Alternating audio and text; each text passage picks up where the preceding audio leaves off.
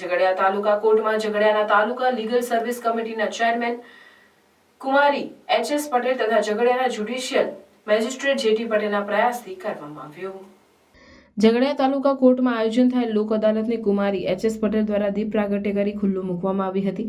આ પ્રસંગે તાલુકા legal service કમિટીના ચેરમેન એચ.એસ. પટેલે સૌને લોક અદાલતની શુભેચ્છાઓ પાઠવી અને સૌનો સપોર્ટ મળ્યો તે બદલ આભાર વ્યક્ત કર્યો. આ પ્રસંગે ઝઘડિયાના મેજિસ્ટ્રેટ જે.ટી. પટેલ, વકીલ મંડળના પ્રમુખ દક્ષેશભાઈ રાંદેરિયા તથા સિનિયર એડવોકેટ દિલીપસિંહ નકુમ, અનિલભાઈ પંડ્યા, ગીતાબેન શાહ, અમિત ચૌહાણ, અરુણ ચૌહાણ વગેરે વકીલો તથા ઝઘડિયા તાલુકા કોર્ટ સ્ટાફ ઉપસ્થિત રહ્યા હતા અને લોક અદાલતને સફળ બનાવવાના પૂરતા પ્રયાસ કરવામાં આવ્યા, જેમાં કુમારી એચ.એસ. પટેલની અને જે.ટી. પટેલની કોર્ટમાં મળી કુલ 708 રેગ્યુલર કેસ મૂકવામાં આવ્યા, જેમાં તમામ 708 કેસોનો સમાધાનકારી વલણ અપનાવી નિકાલ કરવામાં આવ્યો, જ્યારે પ્રી લિટિગેશનના 1102 કેસમાં 79 કેસનો નિકાલ કરવામાં આવ્યો.